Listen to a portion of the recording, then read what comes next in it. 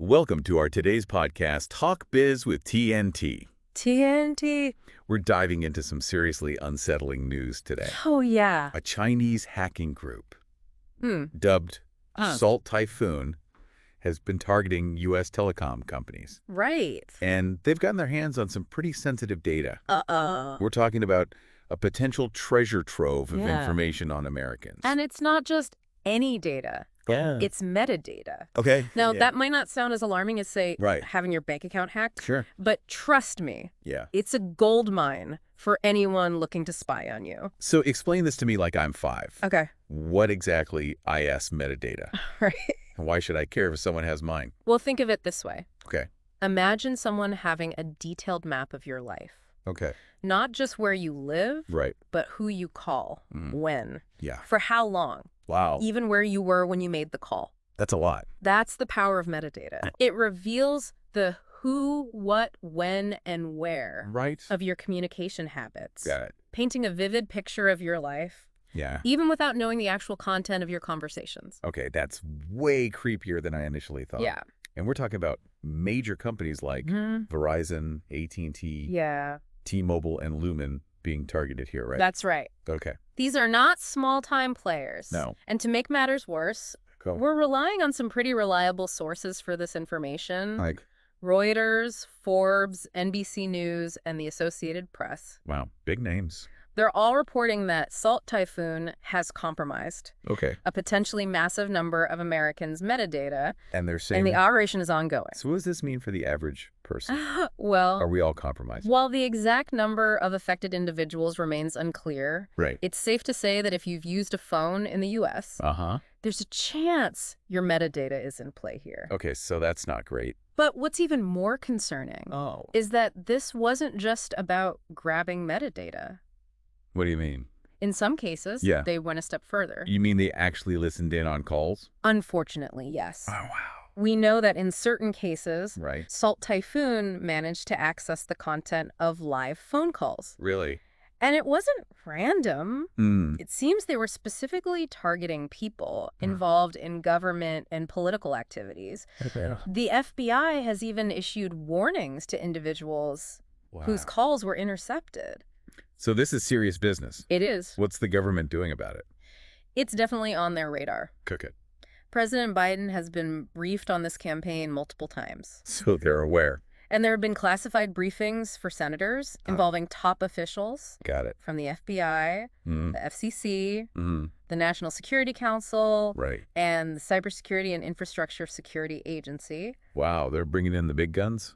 They are. Well, that's at least a little reassuring. Yeah. But it also makes you wonder, What's that? how could this have happened in the first place? That's where things get a little ironic. How so? One of the vulnerabilities Yeah. the hackers might have exploited Right. is related to the Communications Assistance for Law Enforcement Act, Okay. or CLEAR. CLEAR. Yeah. Remind me what that is again? It's a law designed to help law enforcement agencies track communications. Right. But some experts believe Yeah. that by creating a way for law enforcement to access this data, Okay. it might have inadvertently opened a back door for hackers to exploit. So a tool intended to increase security Right. might have actually made us more vulnerable. It's a classic example of unintended consequences. Wow. And it really underscores the complexity of cybersecurity Yeah. in the digital age. For sure. We try to strike a balance Yeah. between security and privacy, Yeah. but sometimes those efforts can backfire. Yeah. And this isn't just a problem, within our borders. Right. Imagine the intelligence a foreign power could gather from compromised telecoms Yeah. worldwide. It's scary. This campaign Yeah. has affected dozens of companies Really? across a couple dozen countries. So we're talking about yeah, a global espionage operation here. it is. But what's the end goal? What are they hoping to achieve Right. by collecting all this data? Well, the timing of this revelation Yeah. right before the U.S. election might raise some eyebrows. Yeah, for sure. Officials believe this was a traditional espionage campaign focused on intelligence gathering, Okay. not election interference. So more about spying than swaying votes. It seems that way. Right. They're likely building profiles, Right. gathering intel, Mhm. and potentially looking for leverage Wow. they could use in the future. That's kind of unsettling. It's a chilling reminder that in today's world, information is power. For sure. Okay, so the government is scrambling. Right. Foreign companies are affected. Yeah. And Salt Typhoon is sitting on a mountain of our data. Yep. What can we, the everyday folks caught in the middle of this, It's a good question. actually do about it? Oh, freaking out won't help. Probably not. But knowledge and action will. Good. The good news is Okay, what's that? there are some simple yet powerful steps Okay. you can take to enhance your own cybersecurity. Like what? The FBI and CISA are strongly urging Americans to use end-to-end encrypted messaging and calling apps whenever possible. I've heard of those. Yeah. But can you break down exactly what that means? Okay. Why it matters? Think of it as putting your conversations in a locked box that only you and the person you're talking to have the key to open. Even if someone intercepts the data, it's just gibberish without the decryption key. So even if someone is listening in, Right. they can't understand what we're saying. That's the idea. Okay, that's good. And there are some fantastic apps out there Oh, yeah? that offer this level of protection. WhatsApp, Signal, even Facebook Messenger. They all provide end-to-end encryption for both messages and calls. But what about regular texting? Yeah. I thought that was encrypted too. It depends. Messaging between iPhones using iMessage is encrypted. Right. And so is messaging between Android phones using Google Messages. Got it. But when you send a message from an iPhone to an Android or vice versa, it often uses a system called RCS. And RCS is? It's basically the successor to SMS. Okay. But here's the catch. What's that? It doesn't currently offer end-to-end encryption. So same platform is secure? Right. But cross-platform is risky? Exactly. Got it. Yeah. What else can we do to protect ourselves? One of the simplest, but most effective things is to keep your phone's operating system updated. Oh, yeah. Those updates often include security patches that fix known vulnerabilities.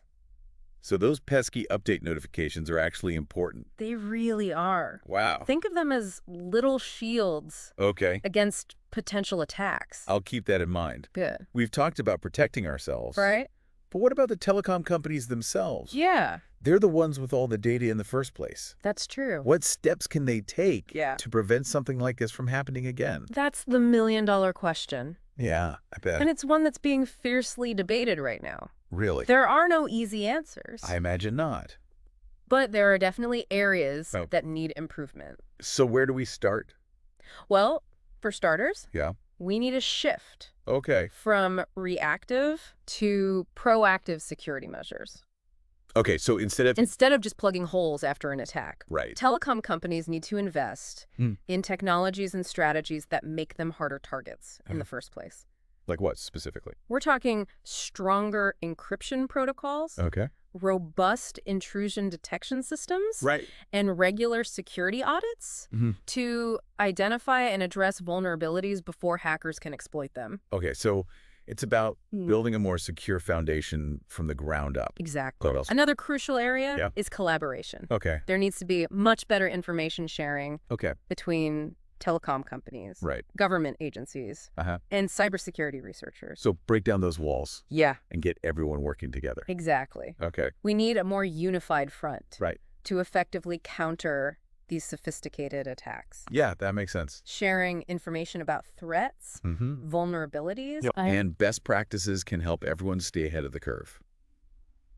So we've got proactive security. Right. And better collaboration. Yeah. Is there a third area that needs attention? Absolutely. What's that? We need to take a hard look at the legal and regulatory frameworks governing data security and privacy, as we discussed earlier. Yeah. Laws like SLAA, which were designed with good intentions, might be inadvertently creating vulnerabilities that hackers can exploit. Because those back doors intended for law enforcement can potentially be used by bad actors as well. Precisely.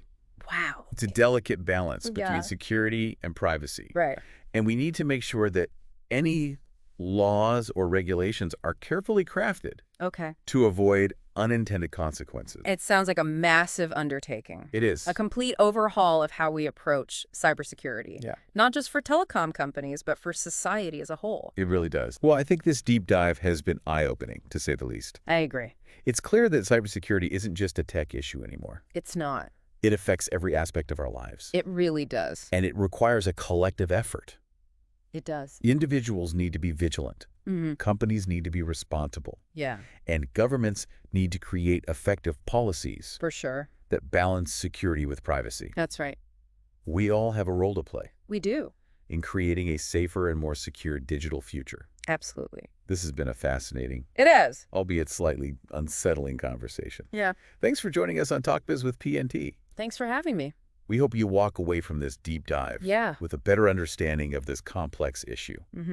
The steps you can take to safeguard your own data. Right. And the